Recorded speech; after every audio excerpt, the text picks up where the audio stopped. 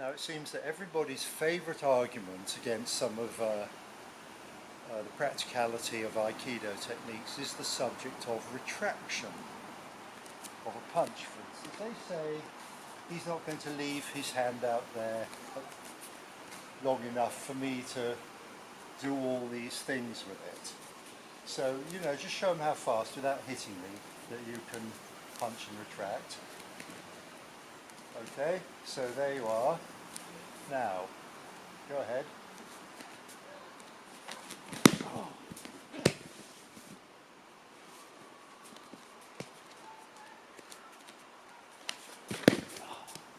In fact,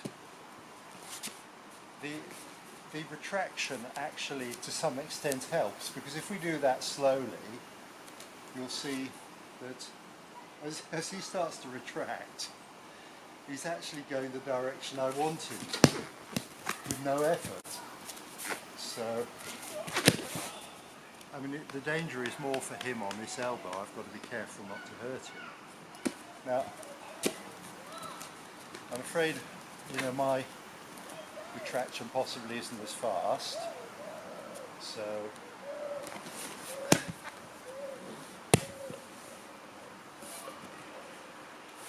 now if you're really unlucky and you meet, you know, one of the world's boxing champions and they try to mug you on the street, well, you might be in trouble.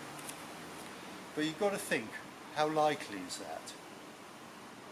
Okay, so if it's, you know, Joe Bozo on the street, you know, who thinks he's a boxer,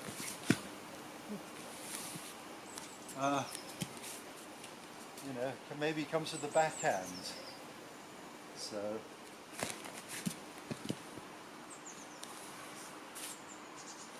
and note, this is without moving, and this is quite a solid attack I'm giving them.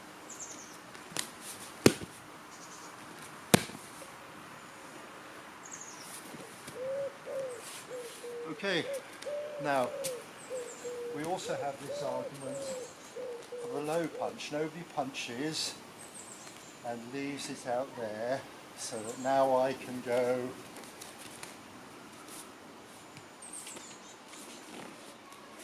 and do all that sort of lark.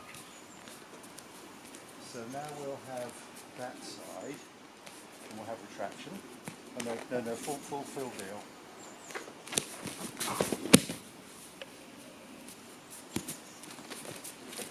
The point is, I've actually got to be quite careful not to break his wrist because he's helping me. So slowly, so there's a deflection which actually, it sends him forward without him really knowing it. Okay, so there's another clue. So it's sort of propelling him forward. Now, this is going to throw off the retraction idea, which allows me to do that. So here we are. I'll try to retract.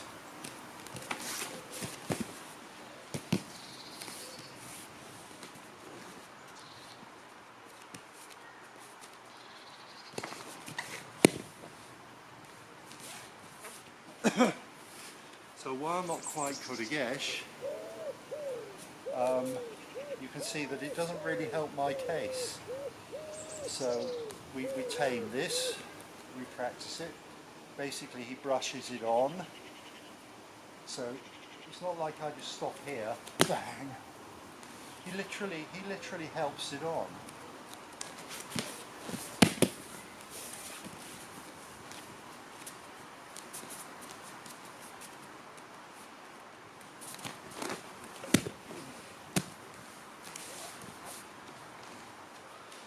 So part of this is, what do you resist? Now if he punches me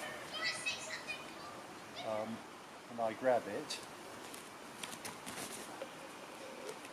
that sets up resistance. If I just brush it on, it doesn't, it's to the face.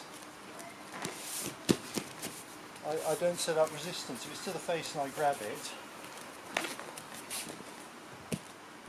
problems. To the face and I brush it on,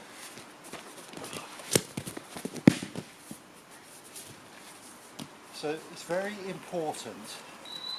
Again and again I see this thing, because people are practicing slowly as a course or a class, they think they can do this, well, a bit faster than that. But the point is, it's physically possible to catch it like that. And so they assume that you could do that in real life. But if it's really coming fast in real life, you know, actually catching it is very unlikely. So I want to lay hands on it, and then I compensate for what he's doing. I can't do perfect technique, but if he comes in nice and friendly like, I can brush it on, I can go through all that. It's different. Using Aikido practically is different, is completely different from what we do in the dojo. Well, not completely different, you can see the similarities, but if you train wrong in the dojo, I mean, suppose he comes in with a punch low, and I grab it this side, bang. So it's similar. I have to knock it down, and you see what's happened. The minute I came down on it, and I've got good posture, now I can take it, now I can turn it. If I try to do this, it instantly sets up a reaction. It's the same thing. I'm basically brushing it on. And you can see what might have happened there. Another aspect of this is the distance. So he punches me. Bang. I bring him up short. So, bang. Now, can he reach me with the other hand? No. So this is an important thing. What you see so often in the dojo is this sort of thing, where you come right round like that. You need the right distance, bang, then you can do the technique. Or just doing the technique, you've got to have your distance right. Thank you. So, looking at Kodagesh is again continuing that theme. Against the low punch, consider this. So we don't really bother with the Kodagesh as such. He comes at me with the low punch.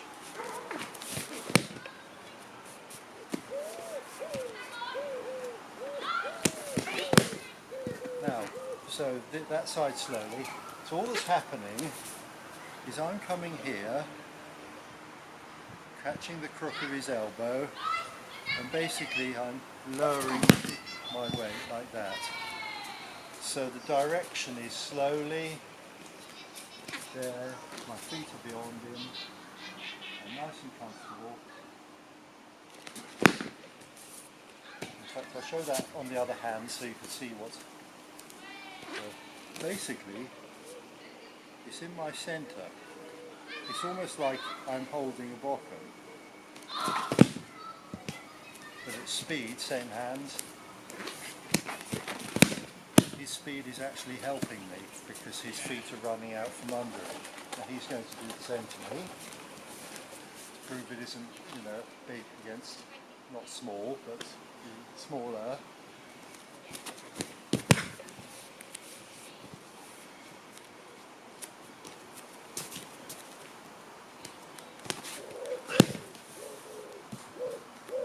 Even with attempted retraction,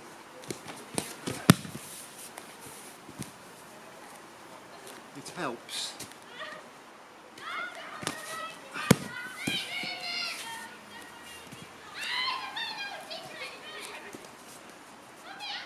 Now the key to this technique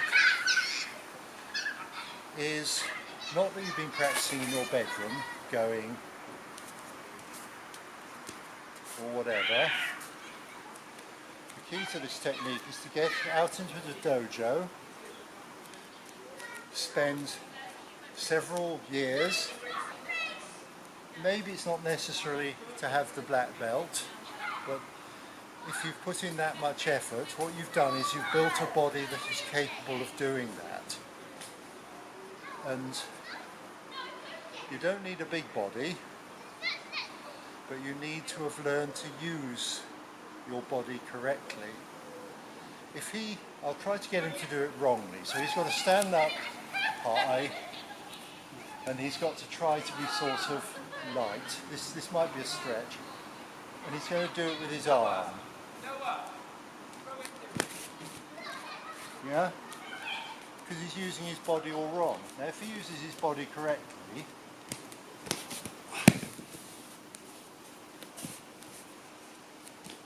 there's all that behind him.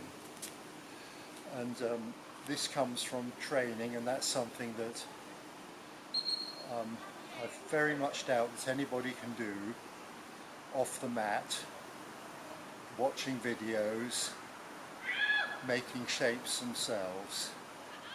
So if you want to learn this and you're prepared to put in the time, get to a dojo.